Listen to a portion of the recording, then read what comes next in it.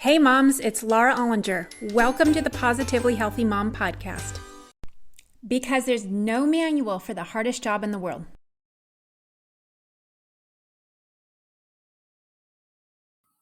Hello everyone, welcome to today's episode of the Positively Healthy Mom. I'm so excited to introduce you to Mike Huber, who is a certified mental performance consultant and owner of Follow the Ball LLC. He is joining us today from the East Coast. So Mike, how's it going today? Great, Laura. Thank you for having me on the podcast. It's great to be here. Yeah, awesome. Well, I'm really excited to dig into what it is you do and why you do it. So I am a mental performance coach, sports psychology professional to young athletes specifically, pretty much kids anywhere from the ages of say 12 up to 22. And I focus in that age group as a father. I just found I had a lot of experiences as a parent and a volunteer coach that really sort of troubled me or like always had me very curious about how do we make the sports experience best for young people. And so about 7 years ago, I decided to upend my life. I went into a new career. I left the business world after about 20 years, went back and I got a master's degree in sports psychology. And I started my own practice coaching, young athletes and their families on how to handle the pressures of sport. Yes. Yeah. Well, I think what you're doing is awesome because, as we both know, and I think everybody feels it and they know in their bones that we're kind of driving ourselves a little crazy as parents with all the pressure that our kids are experiencing with sports and the level of competition. I think so many of us just know that inherently because of the amount of time we're spending driving our kids in the car to all their practices and private lessons and whatnot. And then also the amount of money parents are paying. And so it's just become a thing compared to, I don't know how old you are, but I grew up, 80s, kind of 90s, and this wasn't a thing. It's kind of, you did your sport and there wasn't a ton of this like kind of extra level of competition. So I'm just so curious about how do you meet a family, the child is under an immense amount of pressure. Like what is the typical problem that they come to you for? Yeah, I would say there's a lot of things, but I would say the number one issue, I'd sort of categorize it in sort of the fear of failure, perfectionism bucket, where some of those things you just described, right? The amount of time and energy and money that families as a collective group put into the process, I think exacerbates the the feeling that the athlete has to be successful from a performance standpoint to justify their involvement, right? And so that leads to a fear of, oh, I played poorly today. I made a mistake. Oh, I'm not going to get picked for this travel team. I'm not going to get selected for my school team. I'm not going to play in college. And that fear of those sort of negative outcomes dictates the way they perform on the field. The irony in that is when you're thinking about those things that you can't control and do anything about, the past, the future, other people, coaches' decisions, all those things, that actually takes away from your ability to perform at your best in the present moment. So it's really my job to help them become aware of it, understand it, but then find the tools to be able to sort of work through that because it's not that easy as human beings. Like we all have our own stresses and anxiety. And when things are really important to us and they're not going as well as we'd like them to, it is really hard to stay focused on what am I doing right now? And that's what I try to help everybody I work with do. And so you work with kind of the age group 12 to 22. And so I want to talk about how you help the kids. But as we both know, the parents is a whole very important another component to it. So how do you address that? So I think the best thing that I do for the parents I work with, because philosophically, I mean, yes, the kids are my primary client in that I'm engaging in formal sessions with them. I'm coaching them one-on-one, typically. But the parents, like I'm talking to them in the process, whether it's in the beginning of getting to understand and know them, or just having these like check-ins with them, like, hey, how are things going? Like giving them some tips. And I think the number one thing that parents want from me is to feel understood, right? They want to be heard. They want to feel like, whatever they're feeling and experiencing, that they're being validated in it. Because I think it can drive a lot of families crazy. And they sort of fall into that same bucket of we're doing all this stuff, but we're not getting the outcomes that we want. And it's really frustrating. It's really upsetting. And I think parents, worry like, am I doing everything I can to help my child be successful? And I can reassure them that they are, right? And I Mm, think that really helps them to sort of settle down and take a step back and take a deep breath and go, okay, it kind of it takes a village type of mentality of like, hey, I have Mike in this process. Mike's a parent. Mike's an expert. He's helping my child. He's helping me. And it just sort of takes some of the edge off of like, hey, let's inject some perspective and some space into the process so that we don't have to feel like we have to solve all these problems on our own because we have so many things on our plate as parents. yeah, so true. So, how do you balance? Like, these days it's like so many kids either want to play college sports or, Mhm. it's a hope or dream or maybe even an expectation of the parents. And statistically speaking, I don't know what the percentage is. You probably know, like, what will actually go on to play college and then what will actually go on to play professional sports. And so, how do you balance that? Like stress and challenge and expectation, or maybe hope, like it could be a positive thing too, with just the acceptance of it's okay to be who I am. It's okay to be the best athlete that I can be. And I don't have to tie it to this future outcome that may or may not exist. Yeah, so that's a really good question, and it's a simple question and it's a hard question at the same time. So what I mean by that is I think I try to help the athletes and their families understand that it's a process, right? It doesn't always go at the rate that you want it to, but if you're doing the things that young people need to do to put themselves in in the best position possible to be successful, that's all you can do, right? So it's sort of this growth mindset idea of, hey, I just want to keep getting better and I'm going to do everything I can in my control to put myself in a position to be successful. And if I don't get the outcome I want, it's not because I didn't try. Now, the challenge is we live in a society where that message is sort of typically drowned out by the outcome sort of oriented mindset, which is social media, other people, finances, all those things. And so like sometimes I find myself kind of trying to like rein people in and try to work them backwards to go, hey, let's just focus on the stuff we can control. And if you do everything you can, then you should feel good from a human level, right? From a character standpoint, that I did everything I could. And it's not a reflection of you as a person. And that's a really hard thing to balance because so much of young people's identities is tied up in sport, right?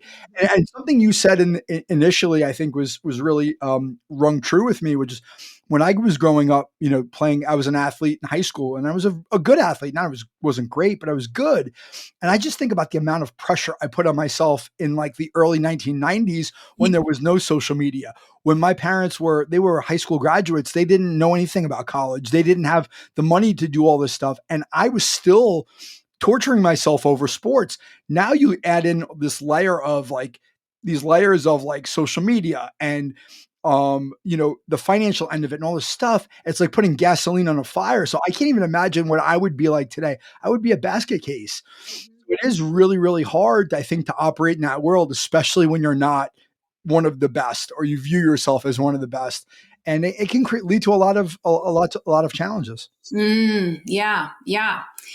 Okay, so next thing I'm curious about is for the kid who is the really high achiever, really motivated, putting all the right foods in their body, doing everything they can possibly do. Mhm. At what point does it become like unhealthy, an obsession, or is there no point? Is that just amazing and that's like the next Michael Phelps, like, or, something like that? Like, where is the tipping line where it becomes like from a really healthy, motivated kid to unhealthy, like this kid is obsessed and they need to like chill out? Yeah, I think that's a really good question. And I think that's one of the things where my view and philosophy has evolved over time. I think, 5 years ago, I would have said like that kid, right, is to me was troubling, right? It shouldn't be that way. And what I've learned is like, listen, there are just certain individuals, certain young people who just have that hyper intense focus and motivation to be the best. And that's a wonderful thing. I think the tipping point with that is when it starts to spill into their personal life, meaning are they depressed when things don't go their way, or are they burnt out, or they don't have friends, they don't have a social life, they're not doing normal kid things, and it's affecting them visibly, right? And I think that's the line for me, is like, because like in my work, I'm not a clinically trained professional, but I am trained to recognize clinical disorders, right? So like I work with kids in a performance context, but if I see a kid is like, they have a bad performance and they don't want to get out of bed for 3 days, or they have a bad performance and they're constantly beating themselves up, that's where it starts to be like, well, you're going to burn out on this eventually if you keep doing this to yourself. And so as a professional, I have to help them find ways to sort of build in that perspective so they don't burn out, right? Can we find other areas of their identity and their person that they value, right? Are there hobbies that they could do just to take themselves away from sport? Or do they have a career path for the future that they're looking towards, that they could say, hey, if I get to that as a backup, I'd still feel pretty good? Because I think when you have that sort of singular focus and that mindset where the only thing that matters is success, it can very easily lead to burnout if the conditions aren't right in the environment for them to sort of continue to move forward in that process. Mm-hmm, mm-hmm.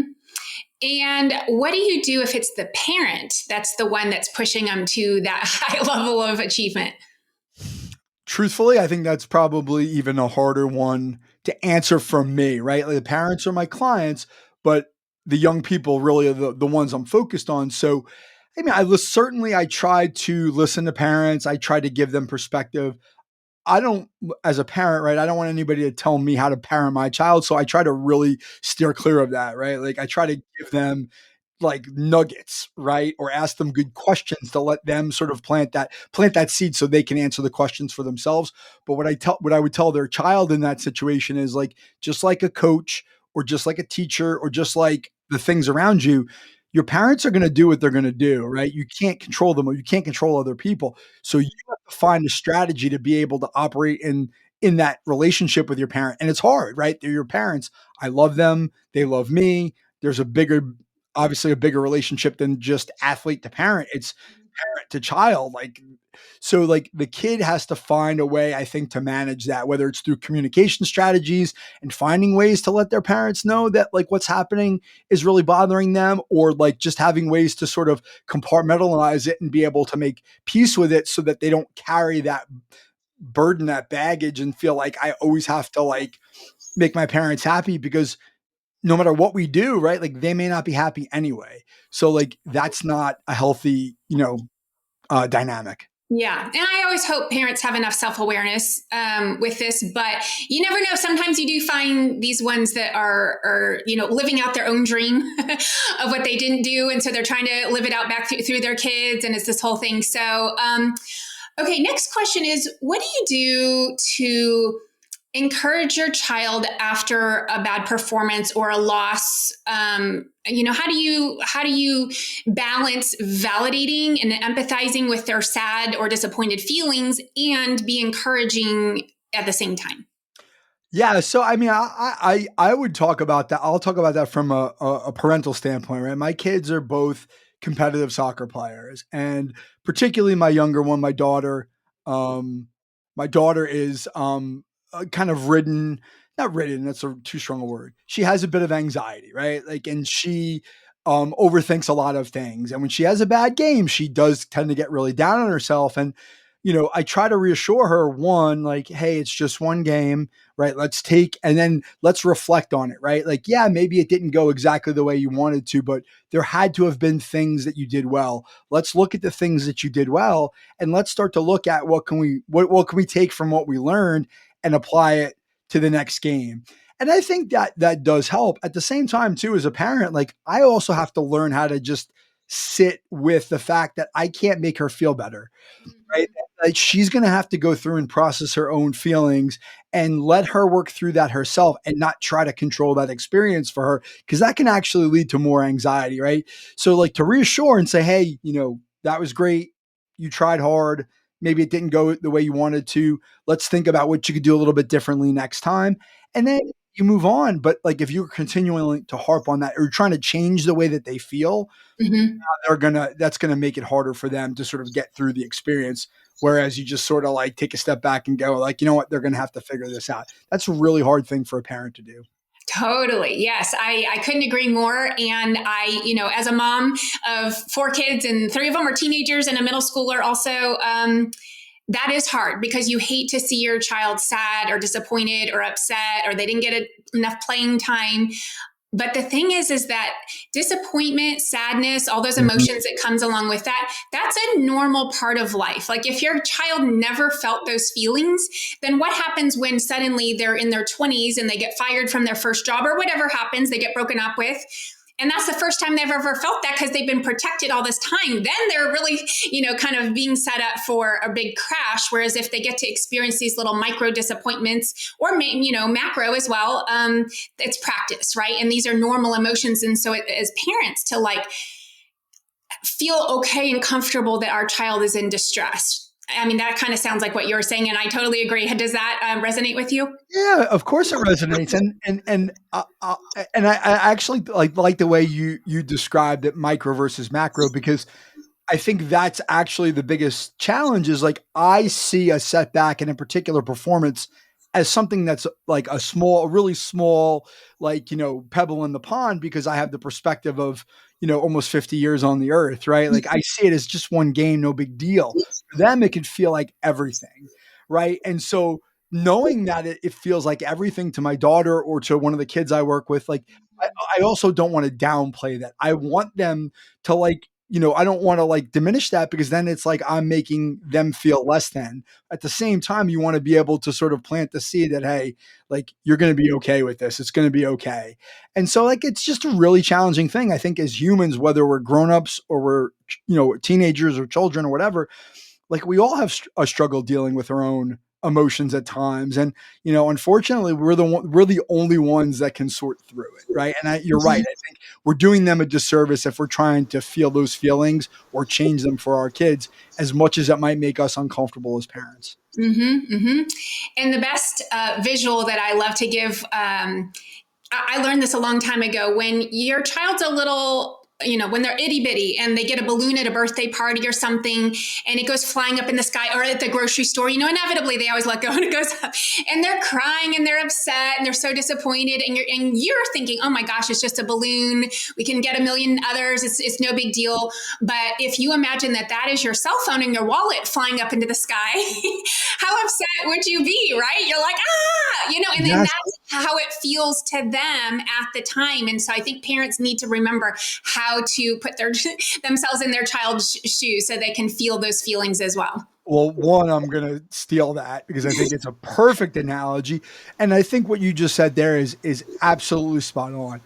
Try to put yourself in your child's shoes. Like, what would you want what would the teenage you want? Right. Like even if was struggling when I was in high school, and I actually have a story about that. Like I played high school basketball and I was not very good, but I loved being on the team and I knew I wasn't very good. I just liked having a uniform and playing with my friends. And there was a time where my mother actually went up to my coach and said something about my playing time. Like she just got frustrated and I just shut her down. And I was like, Mom, like, no, you're wrong. Like, I know that I'm not that good. I'm happy with where I'm at. Like, Mm. you have to just like let it go. Right. And I think for a lot of parents, they have a hard time. They have a hard time with that. But I don't want my parents fighting my battles for me. I know my kids don't. Right. So like it's tricky. It's such a delicate balance that we go through. Yeah, yeah. And that's something I'm seeing a lot of as well. So my son played freshman high school football this year and just, in conversation with lots of parents and some, this is the time when you take a step back. You don't get involved. Even the coaches at the beginning of the year say, hey, leave the coaching to us. Yes. We really honestly don't want to hear from you. And I think that's hard for a lot of parents because we're so used to like being advocating for our children. And that's, unfortunately, like teachers are getting a lot of the brunt of that from, an early age. And so how can we trust that our child can advocate for themselves? Well, I think this is a really hard one in the sense that I think we can give them the advice, we can teach them the skills, but it is hard to force them to advocate for themselves, right? So, like, I'll just use another personal anecdote. My son plays high school soccer. He's on the varsity soccer team. He's been there for 2 years. He's had some struggles. And I think there are things that we see as parents that, like, I would agree, like, I think maybe he's being shortchanged a bit, but I am never going to pick up the phone or send an email to a coach. What we say to him is, like, if this is really that painful for you, then let's talk about how you can go have a conversation with your coach. If it's not that painful and it's just an annoyance or just a frustration and you're not willing to have that conversation, then that's a consequence that you're going to have to live with. And I think that's where, like, we can teach them the skills about why self-advocacy is important. We can tell them what to say. We can show them how to do it. But unless they go and do it, then we have to sort of live with the fact that they're not ready, right? Whether they're developmentally not mature enough to have that conversation or they're choosing not to do it because it's not that important to them. Either way, like, I can think he should do it or she should do it. But if they don't think they should do it at that age, like, they're just not going to do it. And I think sometimes, like, in any context, whether it's, with teenage issues, whether it's drinking, parties, academics, whatever it is, right? Schoolwork is a big one, right? Like, if your kid doesn't perceive the assignment or the project or whatever it is, their grades to be that important, we can push them to do it. But if they don't have that autonomy to make that choice, like, they're gonna resist it, whether it's today or they're gonna rebel against it when they're in college and they have all the independence in the world. So I'm a big believer we've got to create the conditions for young people to advocate for themselves. But if they don't, like, you have to learn that there's a consequence that comes with it. Yeah, I think that's really a great lesson. Okay, anything that I didn't ask you that you'd like to share, anything I missed or that you feel is important to share with the moms? Um, I think what I would say to any mom who's listening is like, I know as a father, and I'm not a mother, so I don't want to be dismissive. The job of a mother is extremely hard, right? You have so many responsibilities and so many expectations that you put on yourself and that others expect of you, right? I think being able to show up for your kids, right, is really, really important, right? Take care of yourself first, put on your oxygen mask first. I'm a big believer in that, right? Like, if you're in a good place and you have the ability to look at things objectively, then it's going to be a lot easier for you to show up and say and do the right things for your children. And I feel the same way about myself as a father. I think that's really important. I think sometimes we sort of dismiss or we put our own needs on the back burner because we feel like our kids should come first, and then that creates an anxiety or sometimes a resentment. And I think that's a really important thing to do. Very valuable. I love that you said that. Okay, well, Mike, how can people find you going forward? Yeah, so my website is Michael V as in Victor Huber.com. So anything you'd want to find there, I have my own podcast called The Freshman Foundation. I have blogs, I have my social media, I have free resources. So pretty much anything, you can contact me through the website. So anything that you'd ever want to know about me is there. And it would be great if you visited. Awesome. Well, thank you so much for the time. This was an awesome conversation. I really appreciate it. And you take care. Thank you so much, Laura. Thank you for listening to the Positively Healthy Mom podcast, because there's no manual for the hardest job in the world. Don't forget to subscribe and share with your friends.